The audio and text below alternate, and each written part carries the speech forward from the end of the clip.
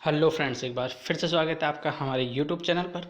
तो चलिए आज अपन साइकोलॉजी के क्वेश्चन काफ़ी इंपॉर्टेंट जो कि पिछली कक्षाओं में बार बार पूछे गए हैं उनके बारे में चर्चा करने वाले हैं।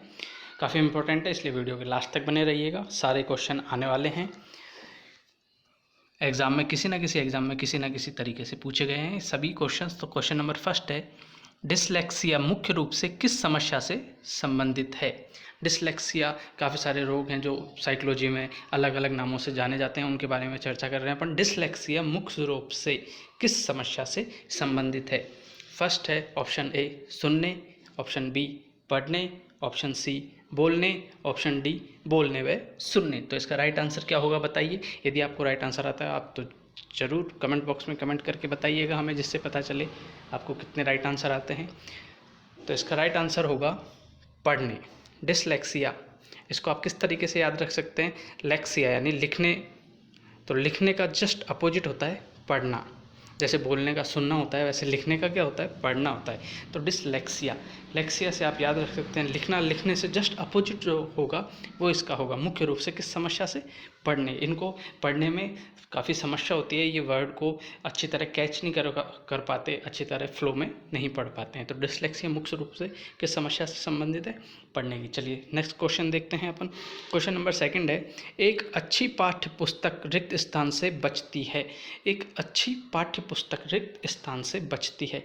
लैंगिक समानता, ऑप्शन ए है लैंगिक समानता, बी सामाजिक उत्तरदायित्व, सी लैंगिक पूर्वाग्रह, डी लैंगिक संवेदनशीलता। तो इसका राइट आंसर क्या होगा, आप यदि आपको आता है तो कमेंट बॉक्स में ज़रूर कमेंट कीजिएगा। इसका राइट आंसर होगा लैंगिक पूर्वाग्रह। लैंगिक पूर्वाग्रह, एक अच्छी जो पाठ्य पुस्तक होती है वो लैंगिक पूर्वाग्रह से बचती है कि आप किसी एक टॉपिक को लेकर उसको ये डिवाइड नहीं कर सकते कि ये मेल के लिए होगा, ये फीमेल के लिए होगा, ये गर्ल्स के लिए होगा, ये बॉयज़ के लिए होगा। ये बुक में डिवाइड नहीं होना चाहिए कि इस टॉपिक को सिर्फ बॉयज़ ही पढ़ेंगे, वो अच्छे से पढ़ सकते हैं या वो अच्छे से कर सकते हैं, या इस टॉपिक को गर्ल्स पढ़ सकती हैं, वो अच्छे से कर सकती हैं, अच्छे से समझ सकती हैं। तो लैंगिक पूर्वाग्रह नहीं होना चाहिए, एक अच्छी पाठ्यपुस्तक की विशेषता होती है। यदि आप हमारे YouTube चैनल पर नए हैं तो प्लीज़ चैनल को सब्सक्राइब कर दीजिएगा, और यदि आपको वीडियो पसंद आता है तो लाइक और शेयर करना ना भूलिएगा। चलिए नेक्स्ट क्वेश्चन की तरफ चलते हैं।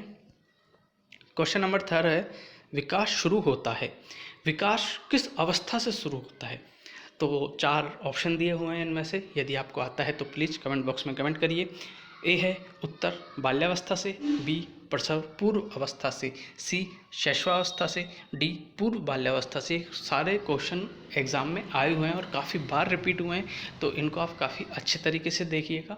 और हमारे यूट्यूब चैनल पर हम आपको साइकोलॉजी, पैडोलॉजी, साइंस के काफ़ी इंपॉर्टेंट क्वेश्चन डेली प्रोवाइड करवाएंगे, सो प्लीज़ चैनल को सब्सक्राइब करना ना भूलिए। विकास शुरू होता है, तो विकास की जो अवस्था हैं जैसे बाल्यावस्था है, किशोरावस्था है, प्रौढ़ावस्था है, ये सारी अवस्थाएं आपने पढ़ी होंगी, तो आपको बताना है कौन सी अवस्था से होता है। इसका राइट आंसर होगा ऑप्शन बी, इसका राइट आंसर होगा प्रसव पूर्व अवस्था से। यानी कि गर्भ में जब बच्चा होता है उससे पहले गर्भ में इसका निर्माण होता है, वहीं से उसका विकास शुरू हो जाता है। गर्भ के अंदर ही बच्चे का विकास होना शुरू हो जाता है, वो अलग अलग भागों में डिवाइड होने लग जाता है वहाँ से। तो इसका राइट आंसर होगा प्रसव पूर्व अवस्था। चलिए नेक्स्ट क्वेश्चन है, कौशल को सीखने की पहली अवस्था होती है। कौशल को सीखने की पहली अवस्था होती है यथार्थता, यानी जिसके अंदर वो जी रहे हैं उसी में कौशल सीखें। चालाकी, जो चालाकी से किसी भी चीज़ को सीखना, या समन्वय या अनुकरण। तो कौशल को सीखने की पहली अवस्था क्या होती है, इसका राइट आंसर अनुकरण होगा। जब छोटा बच्चा होता है वो अपने से बड़े भाई बहन या माता पिता जिस तरीके से किसी वर्क को, काम को करते हैं, उसी तरीके से वो छोटा बच्चा भी उसको करने की कोशिश करता है। या कि यदि अपन किसी एक बाल्टी में से दूसरी बाल्टी में मग से पानी डाल रहे हैं तो बच्चा भी उसको देखकर वैसे ही करता है। वो किसके कारण कर रहा है, अनुकरण करके, यानी कि सीख कर रहा है। तो इसका राइट आंसर क्या होगा, ऑप्शन डी इसका राइट आंसर होने वाला है। चलिए नेक्स्ट क्वेश्चन की तरफ चलते हैं। छात्र की प्रयोगात्मक दक्षता के आकलन का यथोचित रूप है। छात्र की प्रयोगात्मक दक्षता के आकलन का यथोचित रूप है। ऑप्शन ए साक्षात्कार, ऑप्शन बी अवलोकन, सी प्रश्नावली, डी लिखित परीक्षा। तो इसका राइट आंसर क्या होगा, छात्र की प्रयोगात्मक दक्षता के आकलन का यथोचित रूप है अवलोकन। यानी कि किसी भी छात्र का अपन अवलोकन करें, उसके बारे में जानें, उसका काम करने का तरीका जानें, वो किस तरीके से किसी चीज़ को कर रहा है उसका अवलोकन करें। ये उसके आकलन का यथोचित रूप है। साक्षात्कार में अपन पूछ सकते हैं, वो बता सकता है, पर हो सकता है उसको काम करना आता ही ना हो।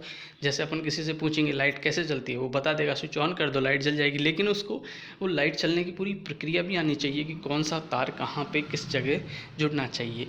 प्रश्नावली, किसी भी प्रश्न को करने से उसका आंसर आना ये पॉसिबल है, लेकिन उस चीज़ को समझना ये पॉसिबल नहीं है। लिखित परीक्षा भी ये तीनों चीज़ एक ही हैं। और अवलोकन में यानी कि कोई काम कर रहा है, कोई काम कर रहा है तो उसको देखना कि ये सही कर रहा है, बिल्कुल काम को सही तरीके से कर रहा है। प्रैक्टिकल जो अपन बोलते हैं कि एक थ्योरी होती है एक प्रैक्टिकल, तो प्रैक्टिकल का अवलोकन करना होता है छात्र के प्रयोगात्मक दक्षता के आकलन का यथोचित रूप। तो इसका राइट आंसर होगा बी, ये इसका राइट आंसर होगा। यदि आपको इनके आंसर आते हैं तो प्लीज़ कमेंट बॉक्स में कमेंट करके ज़रूर बताइएगा। हम देखते हैं आपके कितने क्वेश्चन सही होते हैं। सारे क्वेश्चन काफ़ी इंपॉर्टेंट है साइकोलॉजी के। इसी प्रकार हमसे जुड़े रहिएगा, सब्सक्राइब करना ना भूलिएगा। अगर वीडियो पसंद आए तो लाइक और शेयर करना ना भूलिएगा। Thank you friends.